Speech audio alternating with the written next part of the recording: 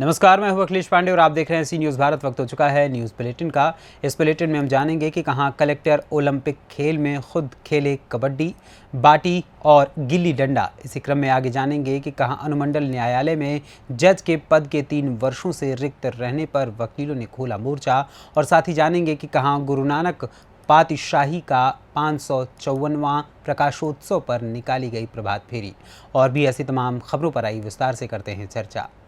छत्तीसगढ़ के पारंपरिक खेलों को बढ़ावा देने के लिए छत्तीसगढ़िया ओलंपिक खेल का आयोजन किया जा रहा है, जिसमें बढ़ चढ़कर अपनी सहभागिता निभा रहे हैं। कलेक्टर श्री शुक्ला द्वारा अपने प्रवास के दौरान नवागढ़ में आयोजित ब्लॉक स्तरीय छत्तीसगढ़िया ओलंपिक में भी शिरकत की गई, जिसमें कलेक्टर स्वयं बाटी संग गिल्ला डंडी व कबड्डी खेले। जब वे स्वयं खेलने लगे तो वहां मौजूद सभी खिलाड़ी बहुत उत्साहित हो गए। जिलाधीश ने छत्तीसगढ़िया ओलंपिक में खिलाड़ियों का उत्साहवर्धन किया। बेमेतरा से सी न्यूज़ संवाददाता संजू जैन की रिपोर्ट। खबर पश्चिम चंपारण के बेतिया से है, जहां नरकटियागंज अनुमंडल न्यायालय में मुंसिफ जज के पद विगत 3 वर्षों से रिक्त रहने पर वकीलों ने अब मोर्चा खोल दिया है। मुंसिफ जज की मांग को लेकर अधिवक्ता न्यायिक कार्य से विरत रहे।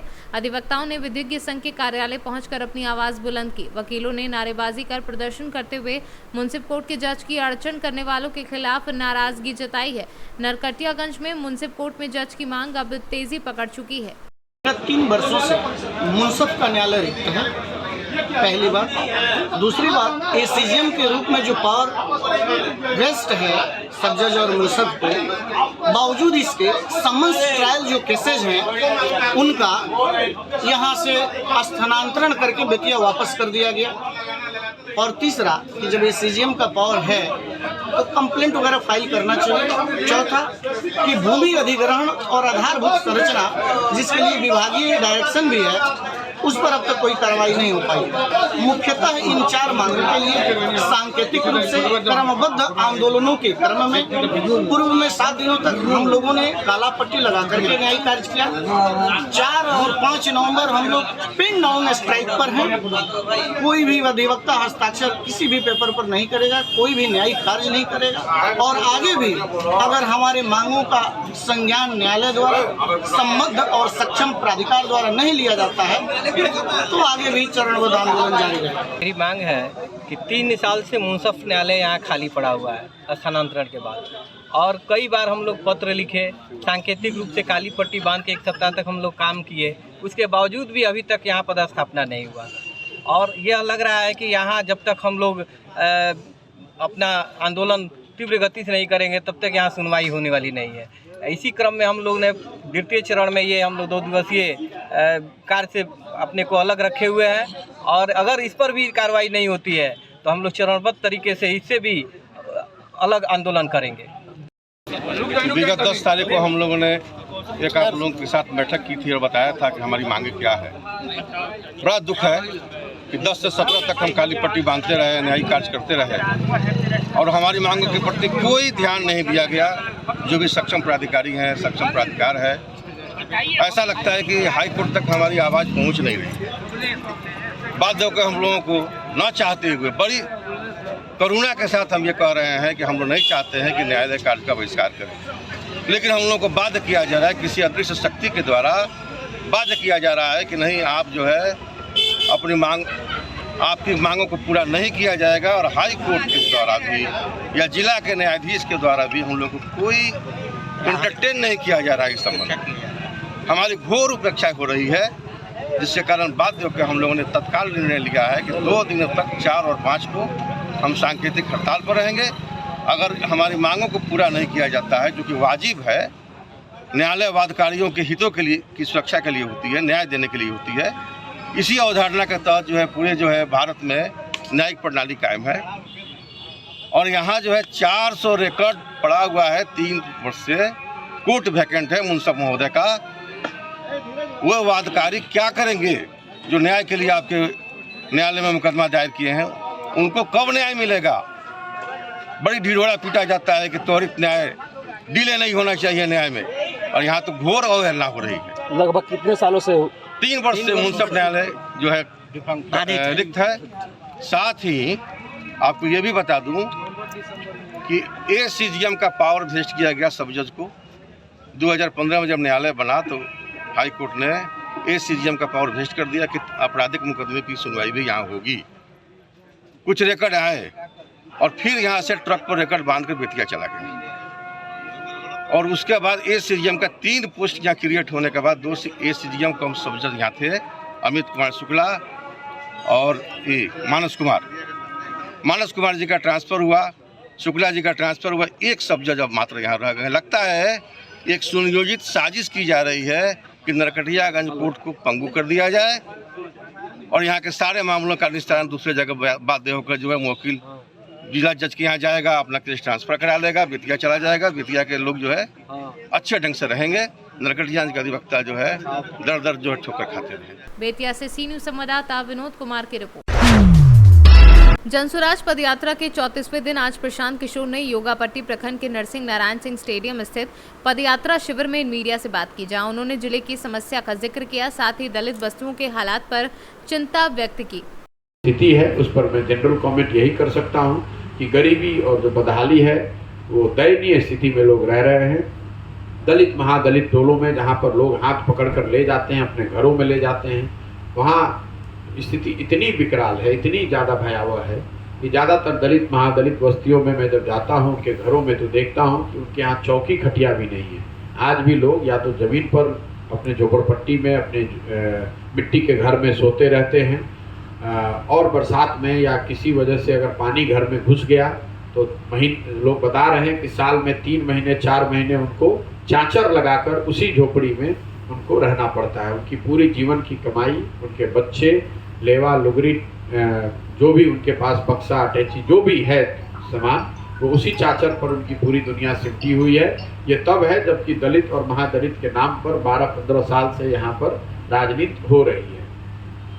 ये मोटे तौर पर जो अभी तक हम लोगों ने देखा, 2 बातें जो जनरल है, जो हर जगह आपको भी सुनाई देती होगी, हम लोग को भी सुनाई दे रही है, अफसरशाही और भ्रष्टाचार। बिहार में ज़्यादातर लोग अफसरों की जो अफसरशाही से जो इतनी परेशानी है, चाहे जनप्रतिनिधि हो, सामान्य नागरिक हो, हर जगह लोग ये बता रहे हैं कि जो पूरा का पूरा तंत्र है वो अफसरों के हाथ में है।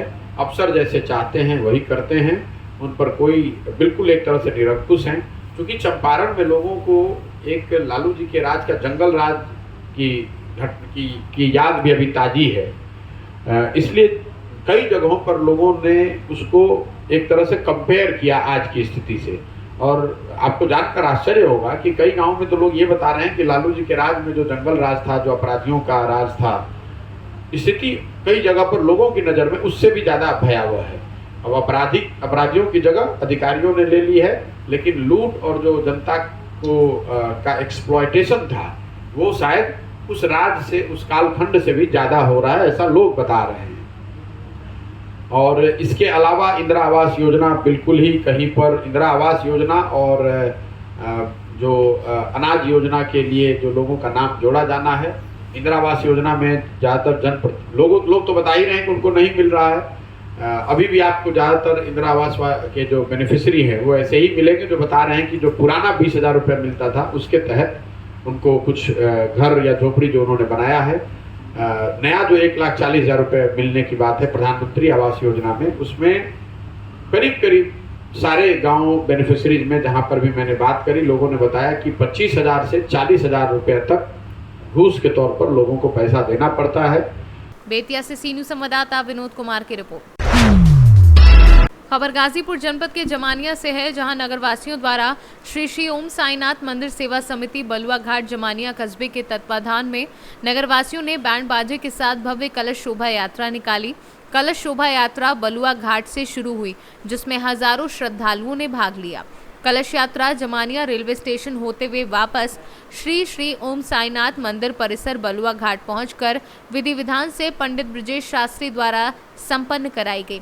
वहीं कलश शोभा यात्रा में शामिल होने वाले समिति के अध्यक्ष सुनील कुमार निगम, व्यवस्थापक शिवजी वर्मा, संजू शर्मा, राकेश गुप्ता, विक्रम चौरसिया, सनी वर्मा सहित अन्य सदस्यगण उपस्थित रहे। गाजीपुर से सी न्यूज़ संवाददाता रामू चौरसिया की रिपोर्ट। रोहतास जिला मुख्यालय सासाराम में सिख समुदाय द्वारा जगत गुरु नानक पातशाही जी का 554वां प्रकाशोत्सव समारोह पर प्रभात फेरी निकाली गई। सासाराम स्थित गुरुद्वारे से पूरे शहर में प्रभात फेरी सिख समुदाय के सैकड़ों लोगों द्वारा निकाली गई। गुरु नानक देव जी महाराज का आज 554वां जन्मोत्सव है, जिसे प्रकाश उत्सव पर्व के रूप में सिख समुदाय द्वारा बड़े ही धूमधाम से मनाया जाता है।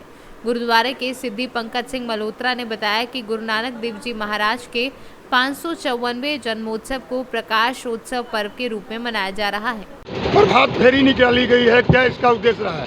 गुरु नानक महाराज का 554वां प्रकाश उत्सव मनाया जा रहा है और ये आज 4 दिन का कार्यक्रम है। आज पहला दिन प्रभात फेरी का पहला दिन है। कल जो प्रभात फेरी निकलेगी, कल जो पूरा भटक हो जाएगी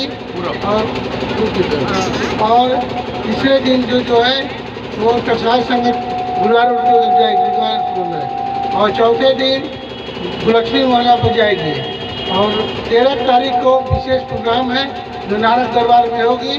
उस दिन विशेष लंगर के लिए अटूट लंगर की व्यवस्था है। सारे संगत से विनती है आप सभी लोग गुरु नानक दरबार में 13 तारीख को पहुंचकर गुरु घर की खुशियाँ प्राप्त करें। वाहिगुरु जी का खालसा, वाहिगुरु जी की फतेह। निकाली गई है, क्या उद्देश्य रहा है? आज श्री गुरु नानक देव जी महाराज का पावन प्रकाश मुख्य रख करके हम लोगों ने पहले दिन की प्रभात फेरी प्रारंभ की है। श्री गुरु नानक देव जी का एक ही नारा था, नानक नाम चढ़दी कला तेरे भाणे सर्वत का भाण। तो हम इस उद्देश्य को मुख्य रख करके ही इस प्रभात फेरी को निकालते हैं और हमारा उद्देश्य होता है कि हम गुरु नानक देव जी का संदेश जन जन तक पहुंचाएं, क्योंकि गुरु नानक देव जी ने मानव मात्र के लिए संदेश दिया और जितने भी संदेश दिए मानव के उद्धार के लिए, जहां जहां मानव अपने अहंकार में आ गए थे, अपने रास्ते से भटक गए थे, उनको जाकर के उन्होंने अध्यात्म का संदेश दे करके सन्मार्ग पर लाने का प्रयास किया। उनका जन्म 1469 ईस्वी आज के ननकाना साहब में राय भोए की तलवंडी। इनके पिता का नाम कल्याण मेहता राय, माता का नाम तृप्ता था। इसी उद्देश्य से हम लोग अभी भ्रमण कर रहे हैं कि उनके उद्देश्य को हम जन जन तक पहुँचाएं। और उनका 3 ही मुख्य उपदेश थे, किरत करो, नाम जपो और बांट के खाओ। तो हम यह प्रभात फेरी कहाँ न निकाली गई और कहाँ तक जाएगी? ये प्रभात फेरी श्री गुरु नानक दरबार पंजाबी महला करण सराय से निकाली गई है। अभी प्रभात फेरी हमारी सिर्फ प्रभाकर रोड मोड़ से हम मुड़ेंगे और पुनः अपने गुरुद्वारे में वापस जाएंगे। उसके बाद कल की प्रभात फेरी हमारी चूना भट्टा प्रकाश पेट्रोल पंप के पीछे जाएगी, वहां से वापस होकर के पुनः गुरुद्वारे में आएंगे। तीसरे दिन की प्रभात फेरी हम गुरुद्वारा चचा जी, गुरुद्वारा टकसाल संगत जी, उन गुरुद्वारों का दर्शन करते हुए वापस आएंगे और चौथे दिन की प्रभात फेरी हमारी गोलक्ष्मी महल्ले में दुर्गा मंदिर तक जाएगी, पुनः वापस आएगी। 4 दिशाओं को कवर करते हुए हम पूर्व, पश्चिम, उत्तर और दक्षिण सबको गुरु नानक का संदेश देते हुए हम चलते हैं। यही हमारा उद्देश्य है कि नानक नाम चढ़दी कला तेरी भाणे सर्वत का भाण।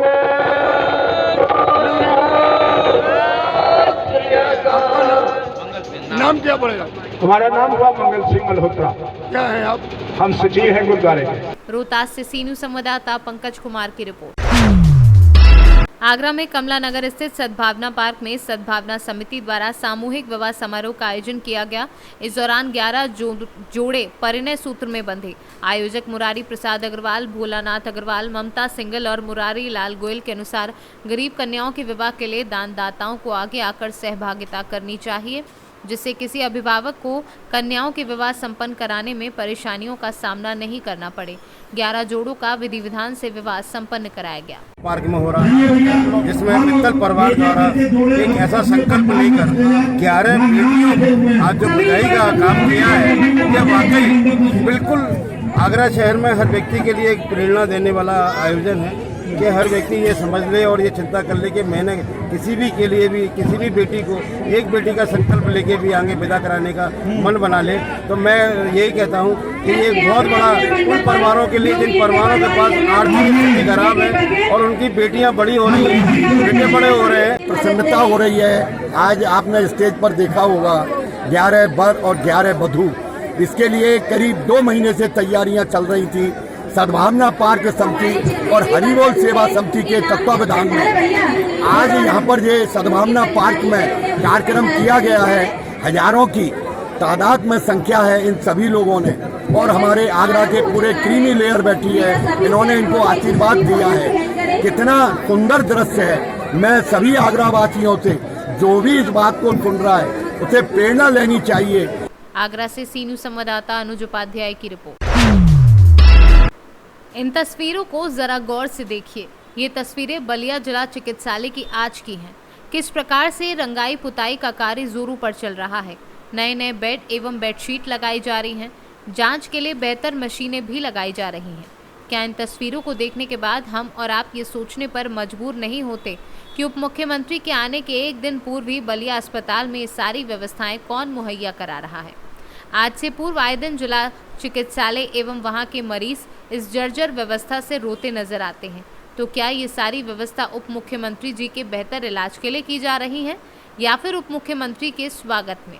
बलिया जिला चिकित्सालय की तस्वीरें बदली जा रही हैं। सवाल तो बड़ा है कि जब भी कोई मंत्री का दौरा बलिया में होता है तभी जिला अस्पताल की तस्वीर क्यों बदलती है।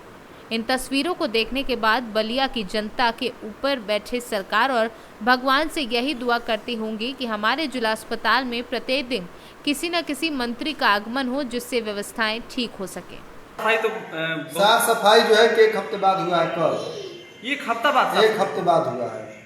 हम उसका वीडियो ही बनाया था, अभी डिलीट किया है। अच्छा, तो सब मतलब मच्छर उच्छर तो नहीं लगता होगा? मच्छर तो लगेंगे, अलाउ नहीं है मोटिन वगैरह जलाना इसमें।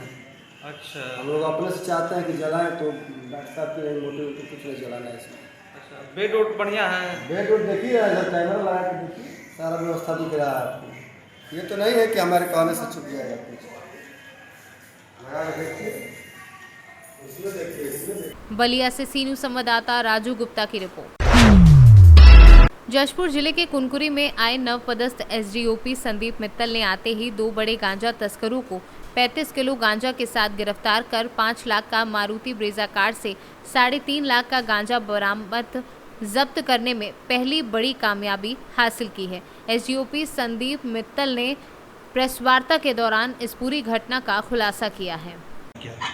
लावाकेरा में अंतर्राज्यीय बैरियर स्थापित किया गया है, जिसका मुख्य उद्देश्य है कि बॉर्डर के दूसरी ओर से जो भी अवैध पदार्थ आ रहे हैं उस पर कार्रवाई करने के लिए, जिसमें जरिए मुखबिर ये सूचना प्राप्त हुई थी कि उड़ीसा की ओर से एक ब्रेजा कार में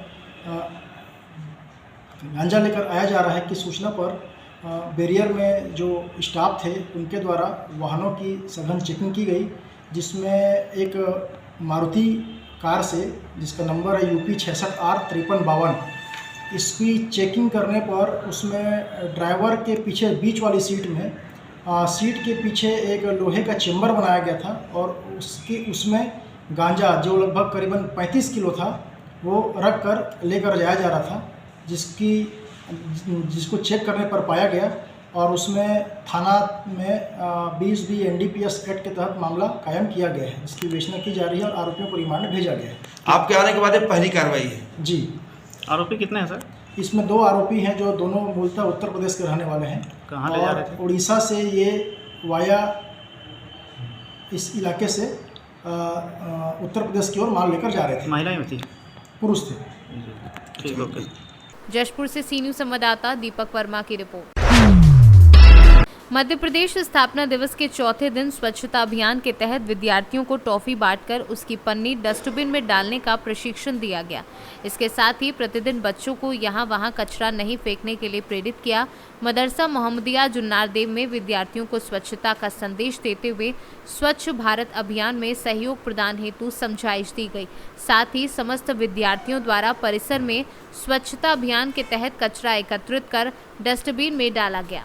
कार्यक्रम में स्वच्छता अभियान की राखी यादव ने अपने उद्बोधन में कचरा मुक्त अपना शहर बनाने के लिए आह्वान किया। आज मदरसा मोहम्मदिया जुन्नारदा वार्ड नंबर 7 में मध्य प्रदेश स्थापना दिवस के अवसर पर स्वच्छता का अभियान के तहत यहाँ पे बच्चों को चॉकलेट बांटी गई और उसका रेपर जो है डस्टबिन में डलवाया गया। इसके बाद मदरसे का स्टाफ, बच्चे और स्वच्छता की जो यहाँ टीम उपस्थित है और नगरपालिका प्रशासन के जो सफाई कर्मचारी यहाँ उपस्थित है, इन सब के सहयोग से श्रमदान करते हुए यहाँ परिसर की सफाई की गई, गांजर घास भी निकाला गया।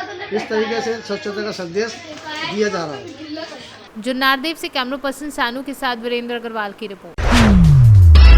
सिरमौर विधानसभा में मध्य प्रदेश स्थापना दिवस के अवसर पर खेल एवं युवा कल्याण विभाग द्वारा सीएम राइस विद्यालय के खेल मैदान में कबड्डी, खो खो, एथलेटिक्स खेलों का आयोजन। रविराज विश्वकर्मा पिछड़ा वर्ग मोर्चा भाजपा के जिलाध्यक्ष के मुख्य आतिथ्य विशिष्ट अतिथि स्वदीप सिंह गोलू, पूर्व सरपंच अध्यक्षता सीएम राइस विद्यालय सिरमौर के प्राचार्य की मुख्य उपस्थिति में आयोजित किया गया। कार्यक्रम के प्रारंभ में उपस्थित मुख्य अतिथियों द्वारा ग्राउंड में जाकर सभी खिलाड़ियों से परिचय प्राप्त किया गया और इसके बाद खेल का शुभारंभ किया गया। खो खो में उत्कृष्ट विद्यालय सिरमौर विजेता एवं खरौली गांव की टीम उपविजेता रही। रीवा से सी न्यूज़ संवाददाता अर्जुन तिवारी की रिपोर्ट। फिलहाल के लिए इस न्यूज़ बुलेटिन में इतना ही। देश दुनिया की तमाम खबरों के लिए देखते रहें सी न्यूज़ भारत, और खबर आपके साथ, आपके हाथ।